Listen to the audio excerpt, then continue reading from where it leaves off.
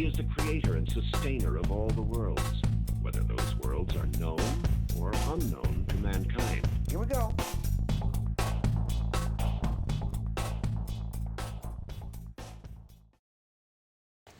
Cool. All right. So, Of Mice and Men, off-the-cuff chat about what? I want your hot take on capitalism in Of Mice and Men, what Steinbeck says about it, or your ideas about Of Mice and Men and capitalism. Go. I feel like I always have to be kind of careful because I love to get on my high horse about capitalism, but I think Steinbeck's been pretty clear on, I guess, his approach to it. We can't remove the idea of capitalism from almost any interpretation of what happens in Of Mice and Men. This is a society where, the Great Depression has occurred, we're in it, and our main characters are your sort of stereotypical victims of it. These migrant workers who came out of the Dust Bowl trying to scrape together money, and then we also see them in contrast to, say, the boss and to Curly, who, as far as their little society is concerned, are at the top of the food chain. And I think there are some really clear connections between the world that Steinbeck is trying to depict and the sort of injustices that he saw, the economic injustices that he saw there, and what we actually see today in modern society, right? Like, we are now in what a lot of people refer to as late-stage capitalism. We are seeing the limits of what capitalism can offer and the sort of dangers that come along with being in a purely capitalist society. What do you think the dangers were that Steinbeck was talking about? Well, I think we see it with the way that certain people are dehumanized and mistreated and only valued for the work that they can produce. So you can look at Candy, you can look at crooks, people with...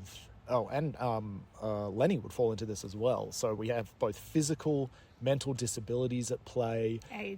Age and race. And all of these things are working against them in a society that only values these farm workers for the work that they can do. So if you're unable to perform at the tippy-top level... society just doesn't care about you. You're discarded. You're thrown into... a tiny little room next to the horse manure pile in the stables. Or canned. Don't forget you can be canned. Just put these people in the bin. And I think Steinbeck is extremely sympathetic to the workers. He saw what happened because of the Great Depression and how that impacted everyday working Americans. And he did not like it. So I think when we look at Of Mice and Men, pretty much capitalism touches on every character, for sure. And we can see how this system that only views people as a means to generate profit can exacerbate the prejudice and the discrimination that people face. Going back to your point about that Steinbeck does not like it, he doesn't approve of the way people are treated during...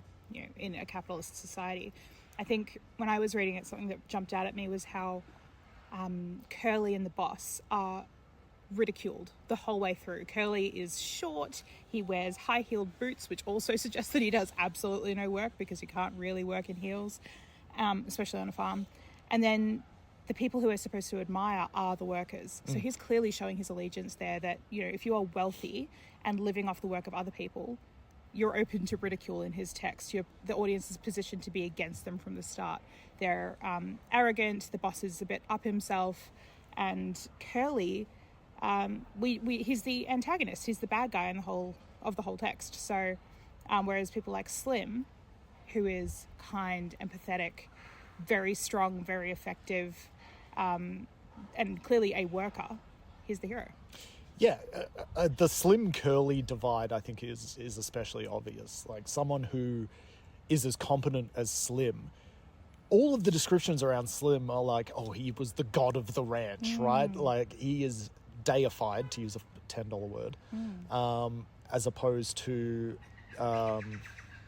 Vaseline hand. Yeah, well, exactly. Like, yeah, his soft hands, right? And then the boss as well. If you think about the nature of, I guess, bosses in a capitalist society, or like people at the top of the food chain, we see him at the start, right? And then he just disappears. Like, he is not privy to, he does not witness really what occurs on his own ranch.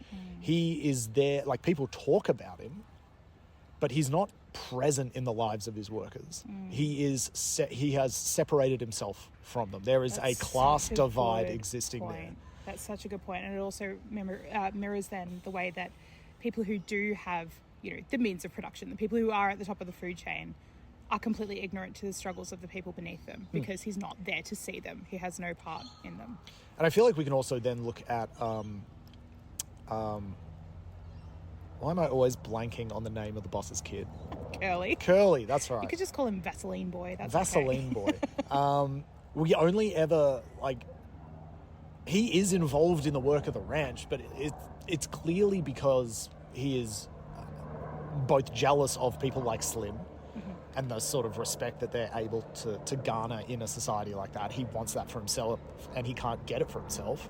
And so he lashes out at people. And then also he's chasing after his wife constantly.